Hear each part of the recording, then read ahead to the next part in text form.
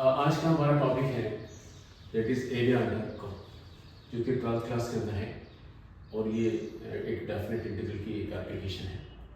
मैं इस वक्त यानी कि ये चीज़ यहाँ पे क्लियर करना करूँगा कि किसी भी यानी कि कर्व का एरिया आप कैसे फाइंड करें। यहाँ पे यानी कि y equals to cos x आपको एक कर्व देगा, यानी कि cos का ग्राफ से कहा कि इसका फैलाव x इक्वल्स टू 0 से x इक्वल्स टू 2 है। हमें पता है कि cos का जो ग्राफ है वो ऐसा चलता रहता है, मगर मुझे 0 से 2 पाई तक की बात करनी।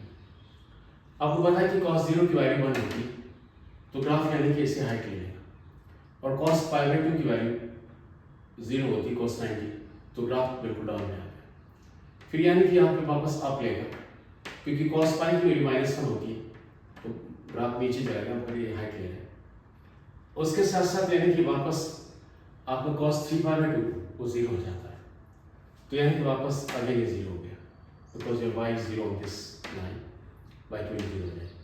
उसके बाद 2 पाई में cos 2 पाई की वैल्यू +1 होती है तो ग्राफ वापस अपनी हाइट ले लेगा। मुझे यानी कि 0 से x को 0 से x को 2 पाई के अलावा नहीं जाना है, इसी के बीच में रहना है, जैसा आपका सवाल है। अब आपको रिकॉर्ड है यानी कि ये शेडेड पोर्शन ये इनका मुझे टोटल यानी कि एरिया फाइंड करना, उनका सम अप करना है।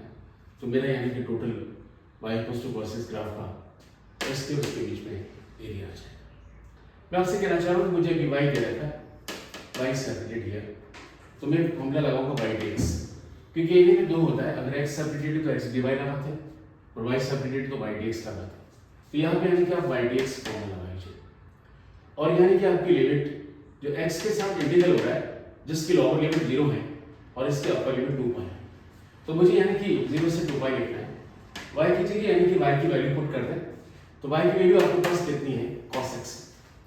वापस जाके 0 से 2 पाई को इस डेफिनेट इंटीग्रल को मैं ब्रैकेटिंग कर सकता हूँ, तो इसके अकॉर्डिंग 0 से 2 पाई जाऊंगा क्योंकि ये एक पोर्शन है, फिर 0 से पाई बाई 2 जाऊंगा, फिर पाई बाई 2 से 3 पाई बाई 2 दूसरा पोर्शन आ जाएगा, फिर 3 पाई बाई 2 से 2 पाई ये पोर्शन आ जाएगा।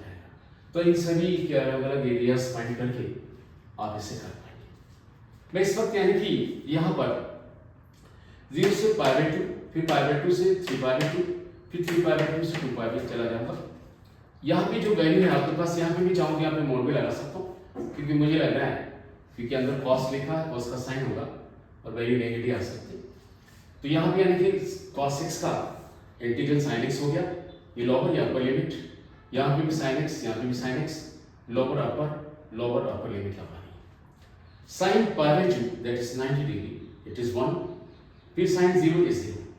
यहाँ पे यानी कि आप पुट करेंगे it is sin 3 pi by 2 जिसकी वैल्यू -1 होती है, और ये पाई बाई 2 वो भी यानी कि 1 होता है, बट अपर के बाद जब लोड लगाएंगे तो बीच में माइनस आएगा, बट एरिया कभी भी नेगेटिव नहीं हो सकता, इसलिए आपको यहाँ पे एक मोड लगाना है, क्योंकि ये कर्व है, एक शेडिंग है, तो उसका एरिया जरूर आएगा, वो नेगेटिव नहीं हो सकता। उसके बाद यानी कि पहले यानी कि आप अपर लिमिट पुट करें, तो अपर लिमिट पुट करेंगे तो आपके पास यहाँ पे मोड लगाने की आवश्यकता नहीं है। अपर लिमिट पुट करेंगे तो आपके पास कितना आएगा, क्योंकि 2 पाई पुट करेंगे बस sin 2 पाई की वैल्यू 0 होती है, sin पाई, sin 2 पाई, sin 3 पाई, sin 4 पाई, ये सभी 0 होते हैं। अब यहाँ पे यानी कि आप लोअर लिमिट पुट करें तो यानी कि आपका 3 पाई बाई 2 ये -1 होगा, ये रहा है। अब आपके पास सॉल्व करें, it is your 1, it is यानी कि 2 एंड दिस इज योर +1, तो टोटल यानी कि आपके पास 4 आ गया, 1 2 1, your some is 4, square unit आपका एरिया हो जाएगा। तो इस तरह से यानी कि आपने y इक्वल्स टू यानी कि cos x ग्राफ का area from here to here आपने फाइंड कर लिया। इस तरह से यानी कि मैं आपको आगे क्लास के लिए ट्राई करने के लिए दे रहा हूँ कि आप ग्राफ x इक्वल्स टू 0 यानी कि x इक्वल्स टू 2 पाई और y इक्वल्स टू यानी कि sin x का एरिया आप यानी करके निकालते हैं। ओके, जो अगली क्लास में आपको चेकआउट करना है। Thank you much.